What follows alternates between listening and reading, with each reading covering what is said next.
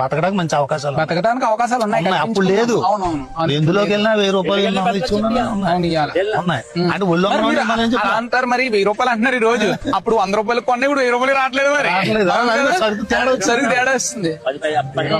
అవునవును, అవును, 1000 రూపాయలు. ఎందుకంటే మా ఇంట్లో ఏమైందంటే సంతకెళ్తే పాలకొల సంతకెళ్తే 10 రూపాయలు సంత అయిపోయిందంట. అంతే 10 రూపాయలు అంతే. అప్పుడు ఇప్పుడు అంతే. ఇప్పుడు 1000 రూపాయలు ఎట్టుకెళ్తే కానీ సంత అవ్వదు. అలా అయిపోయింది అనమాట.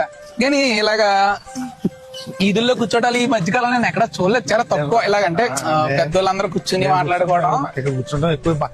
అక్కడ కూర్చునేవాడు, అక్కడ కూర్చునేవాడు. అక్కడ కూర్చునే వాళ్ళం. తర్వాత ఏంటంటే అక్కడ తగ్గిపోయి ఇంకా అందరూ ఈ బల మీద ఇక్కడ పొలాలు వెళ్ళటం, పొలాలు వెళ్ళడం, మంచి జరగడం. అందరూ రైతులేనా? అందరూ రైతులు. మంచిగా చెప్పుకోవడం, కూర్చోవడం వల్ల నీకు ఇప్పుడు మీరున్నారు కాబట్టి మీ వయసు అప్పుడు ఫోన్లు గిన్నెలు లేవు కాబట్టి ఇలా నలుగురు మాట్లాడుకుంటున్నారు. టీవీలో మా వయసు వచ్చిందా మీ వయసు వచ్చిన నలుగురు ఎవడక్కడ ఫోన్ అట్టు కూర్చుంటాం తప్ప ఇలా మాట్లాడుకోలేదు.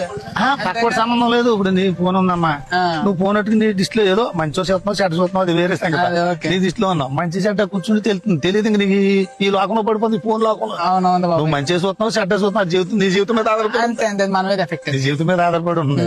ఏం చూస్తున్నావు నీకు తెలిసేది. అవునవును. కానీ ఇలా కూర్చున్నప్పుడు ఎవరేం చెప్పుకున్నారు, ఏం జరుగుతుంది, ఆడేం చెప్తారు, ఏం చెప్తారు, అన్ని కష్టసుఖాలు తెలుస్తాయి చెప్పుకుంటాను.